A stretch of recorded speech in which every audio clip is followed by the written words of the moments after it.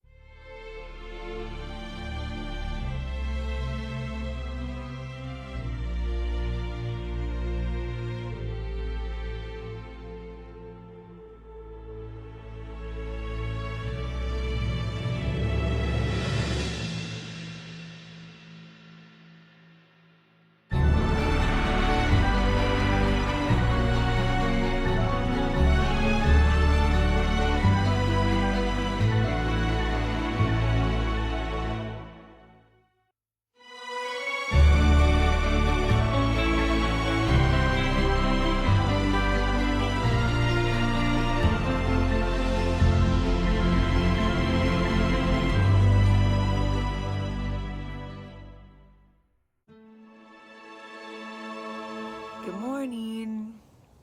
It's so sunny. It's like the sunniest day ever in San Diego this morning. It's my first time ever in San Diego. It's my first time ever in California. And I am meeting and visiting all of my husband's family for the first time. And it has been such a blessing and so much fun. I can't even begin to explain. I haven't vlogged all of it just because my husband and I recently deleted all of our social media. That's another video I feel like I should talk about, but that's another story. So I wanted to get on here and just share with you my experience thus far. We got here on the 23rd of December. We flew in early in the morning, and where did we go? We went to a couple different places in San Diego. We right away went to South Park, I believe, where we have family, and we had a lunch. It was so exciting, so much fun to be able to see them and meet them in person. I met them on FaceTime during COVID earlier this year when Caleb and I were just dating. We weren't even engaged yet, I believe. And so we got to meet them and all of their family. So that was so sweet and so much fun. A laugh a second, I'd say. And then the next day, or later that day, we went to dinner with Caleb's dad and brother and sister, and then we came home. But it was just like a jam-packed day. It was so much fun. It felt like a week, just that one day, because it was so much fun meeting his grandma and grandpa and some of his aunts and uncles and cousins, and yeah, it was so much fun. So the next day, what did we do? We got up early, and it was 7 o'clock here we got up, but it was 9 a.m. in Texas. So in Central Time. So that was quite a bit of an adjustment. I don't know that I'm really adjusted even now, because I woke up at 4 a.m. We got up at 7, but I woke up at 4 a.m. in California, which was actually 6 a.m. in Texas, which is about when I normally get up. So that was very different. It's been very different the entire time I've been here. I've been getting up extremely early for California time, but what do you expect? Can't really adjust. Probably takes a week or two to adjust fully, especially if you're forcing yourself to go to bed and forcing yourself to wake up and get up and start the day. the next day I ran along the seaside. I don't know, the beach. I don't exactly know. I think we were in Coronado. I'm not exactly sure. But it was really pretty. There were restaurants all around there, and in and around it was like a bay or like a peninsula, I want to say, but and it was so beautiful. I'll insert some pieces of my run here, and it was so pretty. And that was like the first time. I never thought I could live in California, just because I just feel like I wouldn't. I don't know, I just feel like it's rough. It's so rough, but at the same time, it's rough in the culture, it's rough. I just feel like people are so fragile here and offendable, and Texas is just so, it's just easy, I guess I want to say, and which is not necessarily what the Lord called us to do, is to live an easy life where it's comfortable. In Texas, it's so comfortable. You can share the love of Jesus. You can go evangelize, and it's just so simple and so easy. Yes, people get offended, but it's so rare in Texas. Where in California, I just anticipated everyone to be super offendable and hard to approach and cold, but that isn't necessarily the case at all. I mean, obviously, Caleb's family is incredibly amazing and warm, so I wasn't expecting that with them, but I was expecting maybe with like strangers or people. And I haven't spoke with that many people here in California, so, and to cluster everybody under one category isn't fair at all. So it's just the stigma or like the status quo that California gets with the rest of the United States, isn't it always that positive? In fact, I'm not even going to sugarcoat it. It's not positive at all. And the rest of the world, the rest of the United States, I really feel like bashes California. Partly that's probably to do with the governor and just the way that the state is run. But honestly, I haven't had that much experience. I've only been here for 3 days now, but the weather is incredible. I mean, San Diego is pretty foggy and hazy, but California in general is so beautiful, and it's like a dream come true. It would be so incredible to be able to live here, but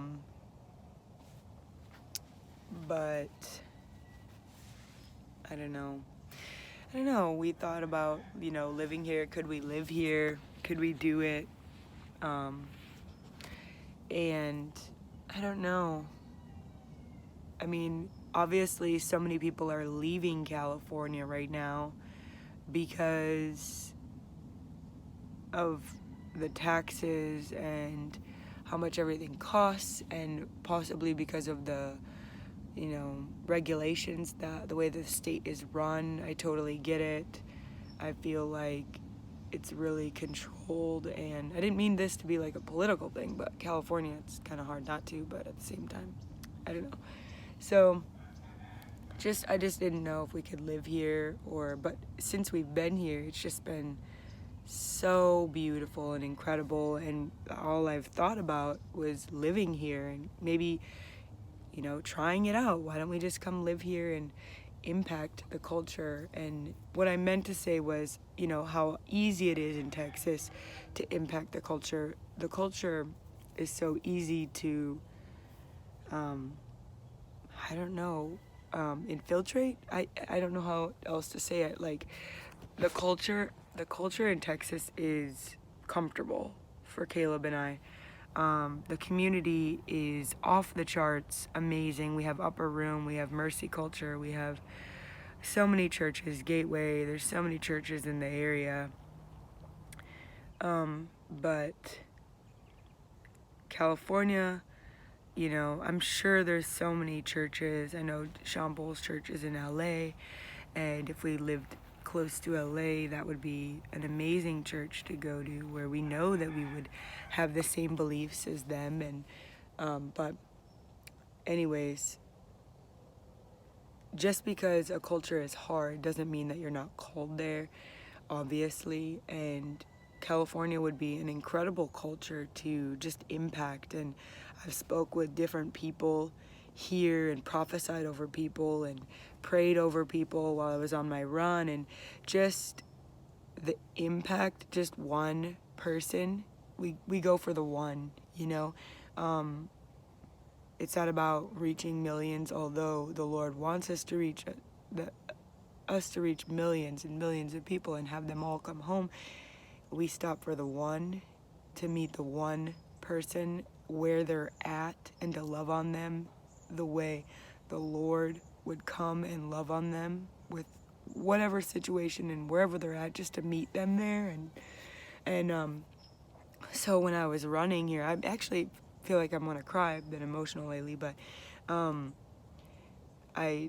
sorry, I'm looking down a lot. It's just so sunny, and it's really normally not sunny, I think, in San Diego. It's usually hazy with pollution and stuff, but the Lord is good. So a lady that I talked to, you know, on my run, I just could see the love of the Father over her, and it was simple. I just told her, like, I can see Jesus radiating off of you, and you're so beautiful, and Jesus loves you, and I just really, you know, wanted to let you know that he loves you so much, and you're so valuable, and Merry Christmas, and you're a blessing. And it was so simple, and it was just not anything, it wasn't something extravagant, you know. I was able to prophesy over different people here, but this one lady in particular on my run, it was so simple, and she was just like, thank you so much.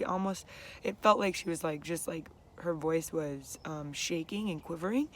She's like, you made my day, and she was just like almost yelling after me. She was like, you made my day. Thank you so much. That just inspires me. That blesses me. Thank you for doing that. And that alone, just even how much it blessed her, blessed me. And I was like, man. And I knew that, you know, the more I would speak to people here, you know, I'm not always going to get a positive reaction. I'm going to get atheists and people that are really mad at God, and have met people that have just given God a bad rap, and I'm going to meet people that have met people or met Christians that have really not given God just the benefit of the doubt, or just the best opportunity to show them who God truly is. And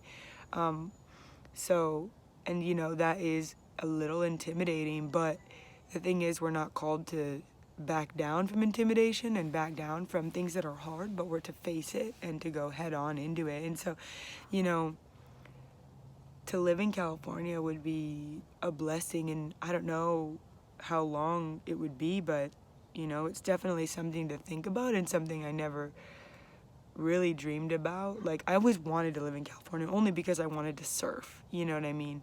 So, but to live in California because, you know, maybe the Lord is calling us here. I don't know, but it's surely a blessing to be here since we've been here, and maybe it's for a little bit of time. I don't know. But we'll see.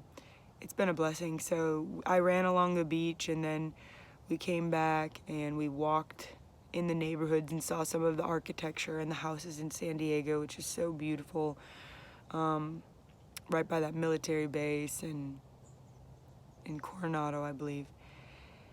And we then got dressed and we went to Little Italy, and we walked around the town right there in San Diego, and that was so much fun. I don't know if I have that many pictures of that. I have some food that we ate, but that was so much fun. I definitely experienced, you know, a lot of different spiritual atmosphere, like where we're at. Caleb and I don't necessarily, it's not as heavy, but when we were in Little Italy, we definitely experienced, you know, just signs of witchcraft and manipulation and control. I was getting a massive headache while I was there, but as soon as we left, it was gone. So the Lord is just showing us, the different atmospheres in San Diego, which is really interesting to take note of. After Little Italy, I believe we went to Grandma and Grandpa's house, and we had chicken noodle soup and Caleb's dad's famous chicken noodle soup, and that was so much fun. So and Caleb's and dad, I like to call him, Caleb's dad, we went and made divinity. It's a tradition that my dad and I have always made. So that was such a blessing to be able to do that and make divinity, something that my grandma used to make with my dad. And I don't know if they necessarily made it together. It's just something my grandma did, and I made it with my grandma one time, and then my dad and I started this tradition. So that was so much fun to be able to do that. And we just hung out and chit-chatted and talked. I fell asleep so early. But then the next day we went for a walk down in Balboa Park, and that was so beautiful. Saw where the church is that my sister and brother, Caleb's sister and brother, my brother-in-law, Caleb's brother-in-law, where he's a pastor at down in Balboa Park, and the building and just all the architecture and the church there, the Catholic church, which was really sweet to hear the church bells, just because, as you know, I'm Catholic. My Catholic background, grew up Catholic, and just reminded me, since we didn't go to church on Sunday, or since Catholics go to church on Sunday, Catholics go to church on Christmas Eve at midnight. That's kind of our tradition, but the rest of the church community doesn't always do that. They'll just have a church Christmas service earlier or late, earlier before Christmas, I believe. And so just a different type of culture, Christmas or Christian culture, that I'm in between. But I love it all, and the Lord is not limited to one place or another. The Lord is in both, so I just want to make that clear.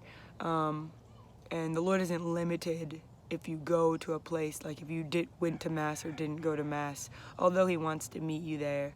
And not necessarily at Mass, but you know what I mean. If you're Catholic, then He wants to meet you there. And if you're Christian, Catholics are Christian, by the way. But Christian, and you're at your Christian service, the Lord wants to meet you there.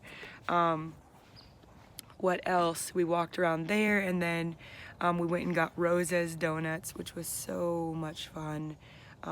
We had that the day before as well. They have nummy croissants, and it's in San Diego. I don't know if they have it the rest of California, but it was Caleb's sister and brother's favorite donut place. It became our favorite donut place, that's for sure. And they have nummy croissants, and so someone's smoking their morning weed. Bless them, Lord. Ouch. Lord, just bless them. All pain, we just demand that the pain would get out right now in Jesus' name. Thank you for supernatural healing. In the name of Jesus, pain, get out. I just believe if anyone's smoking weed around here, hopefully, I just believe that they're in pain and they need the Lord. So, they just need a touch from God, So, super strong. Yuck. So, anyways, California people.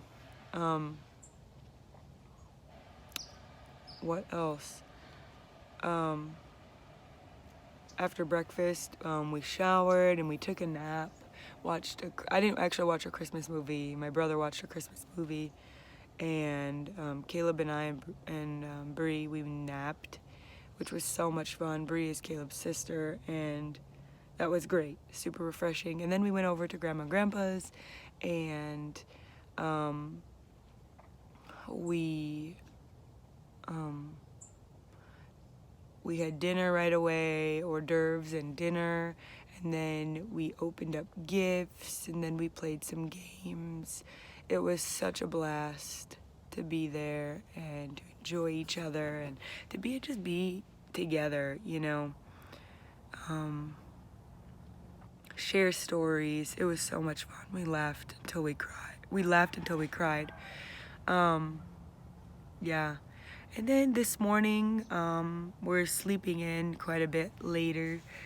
And today, I believe, we are going to enjoy sushi, which I'm really excited about. And maybe, I'm not sure what all we're going to do.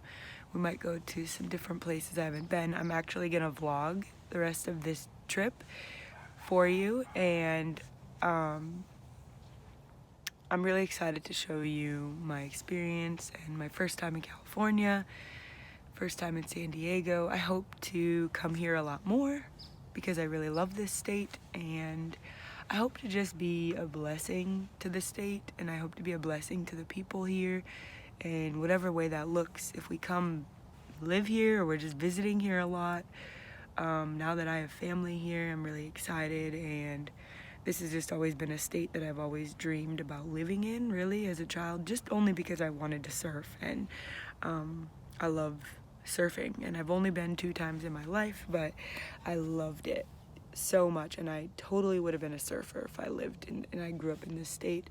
I don't even know if I would have ever played basketball. Maybe I would have been a surfing basketball player, I don't know, but yeah, so maybe we'll go surfing one of these times, maybe in the future. I hope to do that and take you with me. At this point, I'm going to check in with you later and see where we end up. I'm excited. Aww. Aww. Aww, so cute.